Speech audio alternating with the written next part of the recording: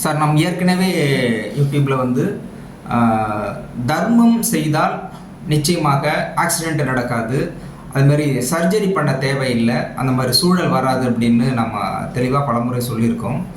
இது தொடர்பாக ஒரு நேயர் கேட்டிருக்காங்க, நாம் வந்து மற்றவங்களுக்கு சர்வீஸ் பண்ணுறதாக இருந்தாலோ அல்லது தர்மம் செய்வதாக இருந்தாலோ அல்லது பணம் கொடுப்பதாக இருந்தாலோ இது எப்படி ஆக்சிடெண்ட் நடக்காமல் இருக்கும்? சப்போஸ் இந்த ஆக்சிடெண்ட் ஆகக்கூடிய பணத்தை நம்ம தானமாக கொடுத்துட்டா அது நடக்காது அப்படின்னு சொன்னாக்க, நாம் ஏற்கனவே என்ன பாவம் செய்தோம், அதை எப்படி நம்ம தெரிஞ்சுக்கிறது, எவ்வளோ பணம் கொடுக்கறது, எப்போ கொடுக்கறது?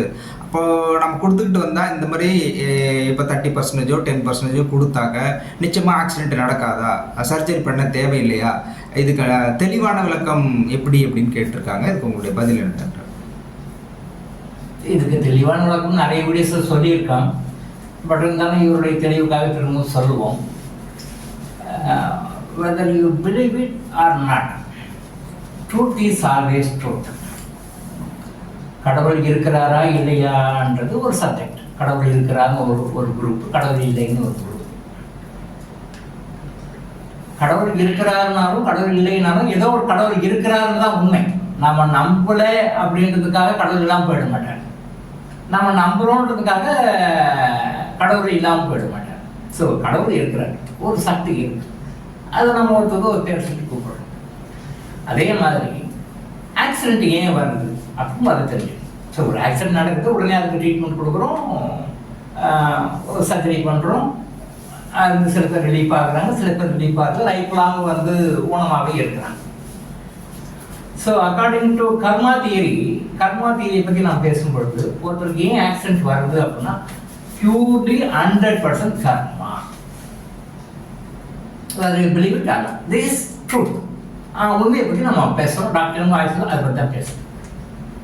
ஒருத்தருக்கு ஆக்சிடென்ட் நடக்குது அப்படின்னா அவர் கண்டிப்பாக 100% நெகட்டிவ் கர்மாவோட எஃபெக்ட் அனுபவிக்கிறார். இந்த ஆக்சிடென்ட் ஆனதுனால அவர் என்ன சஃபரிங்ஸ் அனுபவிக்கிறாரோ, பல வகையில் கஷ்டம் அனுபவிப்பார், பல வகைகள். இந்த கஷ்டத்தை எல்லாம் அவர் ஏதோ ஒரு ஜென்மத்தில் யாருக்கோ கொடுத்துருக்காரு. மற்றவர்களுக்கு யாருக்கோ ஒரு ஜென்மத்திலேயோ பல ஜென்மங்கள்லையோ பூர்வ ஜென்மங்களில் இதே மாதிரி கஷ்டத்தை அவர் படவர் கொடுத்துருக்காரு. அந்த கஷ்டத்தில் 10ல் ஒரு பாகத்தை நீ அனுபவிச்சுக்கோன்னு இறைவன் வந்து நமக்கு இது ஆக்சிடென்ட்டாக கொடுக்குறாரு. ஸோ எந்த ஒரு தவறுக்கும் ஒரு பரிகாரமும் ஒன்று உண்டு. ஏன்னா தவறை வந்து அனுபவிச்சு தீர்க்கிறது ஒன்று, இல்லை இதை அனுபவிக்க வேண்டாம் நான் மாற்றிக்கணும்னு ஒரு பரிகாரம் செஞ்சு பண்ணுன்றது ஒன்று. ஸோ ஆக்சிடென்ட்டு ஏன் வருதுன்னா பொருளாதாரம் செலவாகும், டைம் செலவாகும், மனசில் நிம்மதி இருக்காது, நீங்களும் சைக்காலஜிக்கலாக பாதிக்கப்படுவீங்க, உங்களை சுற்றி இருக்கிறவங்களும் பாதிக்கும், ரொட்டீன் லைஃப் அஃபெக்ட் ஆகும். இந்த மாதிரி நிறைய இருக்குது.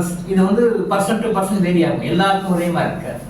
சில பேர் லைஃப் லாங் குணமாக இருப்பாங்க, சில பேர் பார்ஷியலி குணமாக இருப்பாங்க, சில பேர் டெம்பரரியாக இருந்து பிரேக் ஆகி வெளில வருவோம்.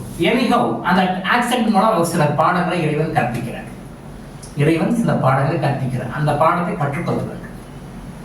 இப்போ எப்படி தவிர்க்கலாம்? எப்படி தவிர்க்கலாம்? எப்பவுமே ஒரு கெட்ட கர்மாவால் ஒரு கஷ்டத்தை அனுபவிக்கிறோம் போது அதுக்கு ஆப்போசிட்டாக நமக்கு நல்ல கர்மா இருந்தால் அதை தவிர்க்க முடியும். கடவுள் வச்சிருக்கிற வழி அது ஒன்று தான்.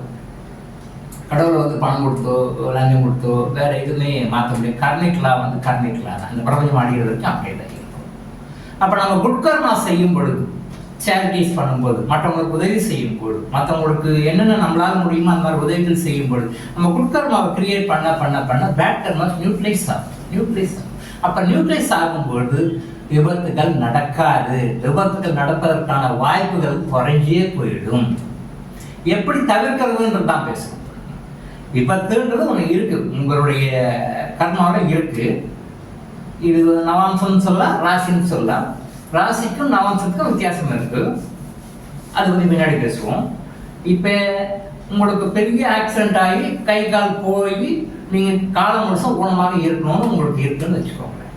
இதை நீங்கள் தியானத்தின் மூலமாக, இறைவனுடைய கருணையின் மூலமாக நீங்கள் முன்கூட்டியே உணர்ந்து அதுக்கான தான தர்மங்கள், அதுக்கான பரிகாரங்கள், அதுக்கான மக்களுக்கு உதவி செய்யுது. குட்கர்மா சேர்த்துணும் சார், எந்த வகையில் வேணாலும் சேர்த்துலாம் சார். நம்ம சம்பாதிக்கிறது குட்கர்மா தான். இந்த பூமியில் மட்டும்தான் பணம் வேலை செய்யும்.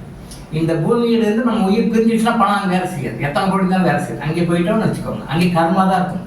கர்மா தான், கர்மா இருந்தால் தான் நீங்கள் அடுத்த பிறகு நல்ல குடும்பத்தில் நல்ல வகையாக நல்லா ஹாப்பியாக இருக்கிற மாதிரி சுச்சுவேஷன் அமையும். பூர்வ ஜென்மத்தில் நம்ம என்ன பண்ணமோ அதுதான் இந்த லைஃப். நல்லா புரிஞ்சுக்காங்க, பூர்வ ஜென்மத்தை நம்ம என்ன நல்லது பண்ணமோ கெட்டது பண்ணமோ அதுதான் இந்த லைஃப். இந்த லைஃப்ல நீங்கள் என்ன பண்ணீங்களோ அதுதான் அடுத்த லைஃப். இதில் என்ன பண்ணுறீங்களோ அதான் லைஃப். ஸோ இந்த குட் கர்மா வந்து நம்மக்கிட்ட எவ்வளோ கூட அடிஷ்னலாக வச்சுக்கிறோமோ, எந்தெந்த வகையெல்லாம் சேர்த்து வச்சுக்கிறோமோ, அப்போ இந்த மாதிரி நெகட்டிவ் இம்பேக்ட்ஸ் நம்ம லைஃப்பில் வந்து அவாய்ட் ஆகிடும்.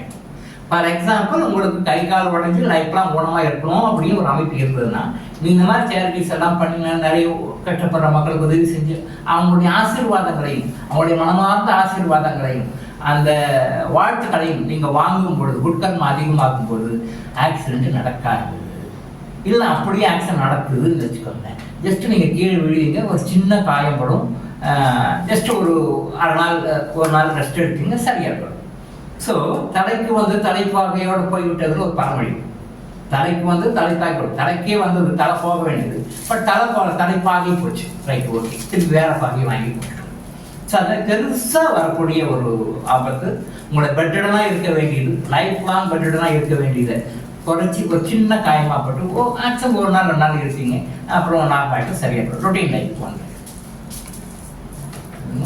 ஸோ ஆக்சிடென்ட்டை முடிஞ்ச வரைக்கும் தவிர்க்கவே முடியும், 100% தவிர்க்க முடியும். அப்போ தவிர்க்கிறதுக்கான வழிகளை இறைவன் கொடுக்கறத நம்ம புரிஞ்சிக்காம நம்ம வேஸ்ட் பண்ணிட்டோம் அப்படின்னு சொல்லி சொன்னால், இந்த மாதிரியான சின்ன சின்ன விஷயங்களாக அதோட இம்பாக்ட் வந்து குறைச்சிக்க முடியும். பெரிய தலைக்கு வந்து பெரிய கஷ்டம் வந்து தலைப்பாயோட போகுதுன்றது திருப்பி அந்த பழமொழி வந்து ரொம்ப யூஸ்ஃபுல்லான பழமொழி. லைஃப் லாங் பெட்டனாக இருந்து ஊனமாக இருக்க வேண்டியது சாதாரணமாக உங்களுடைய கர்மாவுக்கு தகுந்த மாதிரி சாதாரணமாக இருக்கிற மாதிரி ஒரு நாள் 2 நாள் அடிப்பட்டும், ஒரு டயல் தடவைங்க, ஒரு ஆயின்மெண்ட் போடுவீங்க, ஒரு நாள் மெடிசன் எடுத்தீங்க, சரியாக போடும், ஒரு நாள் பெட்டனா இருந்தப்போ ரெஸ்ட் எடுத்தீங்க, சரியாக போடும். இதில் ஒரு ரொம்ப புண்ணியமான இருக்கும், சின்ன காயம் வரும், சும்மா கீழே விழுவீங்க, சின்ன காயம் இருக்கும், எவ்வளோ தேங்காய் அப்ளை பண்ணுவீங்க, சரியாக போடும். ஸோ விபத்துக்களை 100% தவிர்க்க முடியும். இந்த விபத்துகளை கொடுக்கறது வந்து கர்மா தியரிப்படி சனீஸ்வரர் பகவான் தான். இந்த சனீஸ்வரனும் செவ்வாய், ஒரு ஜாதகத்தில் இதை நிர்ணயிக்கிறது வந்து சனீஸ்வரனும் செவ்வாயும் தான். அவங்க எப்படி நிர்ணயிக்கிறாங்க? ஒரு ஜென்மம் நம்முடைய கர்மா என்னன்னு பார்க்குறாங்க, அதுக்கு தகுந்த மாதிரி தான் அங்கே வந்து நிர்ணயிக்கிறாங்க. ஸோ விபத்துகளை 100க்கு 100 நம்ம தவிர்க்க முடியும். அந்த தவிர்ப்பதோடு இல்லாமல் அதோடைய இம்பேக்ட்ஸ், அதோடைய பாதிப்புகளை நம்ம குறைக்க முடியும். என்ன கண்டிஷன்? நம்ம கிட்ட குட் கர்மா இருக்கும். ஏதோ பேட் கர்மாவில் வருது, பட் அது குட் கர்மாவை பண்ண முடியும். ஒன்லி குட் கர்மா மட்டும்தான் உங்களுடைய லைஃப்பில் நாட் ஒன்லி ஆக்சிடென்ட், எந்த ஒரு நெகட்டிவும் தீர்க்க முடியும். இந்த குட் கர்மாவை தவிர வேறு எதுவும் தீர்க்க முடியாது. இதைத்தான் எல்லா மதங்களும் மறைமுகமாக சொல்கிறாங்க, ஓப்பனாக சொல்கிறேன். அதை டாக்டருக்கும் ஆயுஷ் கொஞ்சம் விளக்கமாக உங்களுக்கு புரிகிற மாதிரி கொஞ்சம் கீழே இறங்கி விளக்கமாக சொல்லுது.